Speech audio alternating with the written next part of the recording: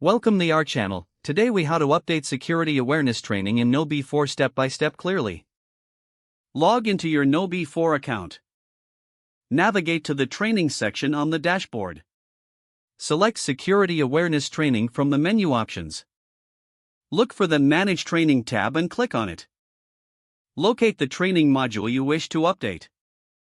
Click on the module to view its settings. Review the current content and objectives of the training. Decide if you need to add new materials or update existing ones. If adding new materials, select the option to upload or create new content.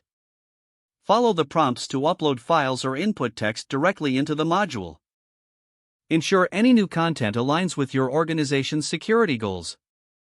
Once updates are made, review the changes carefully. Test any new features or content to ensure they function correctly. Save your changes after thorough review. Return to the Manage Training tab to check the updated module status. Communicate with your team regarding the updates to the training materials. Monitor feedback from users after the updated training is deployed. Schedule regular reviews of your security awareness training for continuous improvement. If the page does not load, refresh the browser or try again in a private or incognito window. Make sure you are using the correct email address, then retype it carefully to avoid small typos. If your password is not accepted, use the reset option and create a new strong password you can remember. Check your spam folder for verification or security emails, then complete any requested confirmation steps. Enable two-factor authentication if available to improve account security and reduce unauthorized access risk.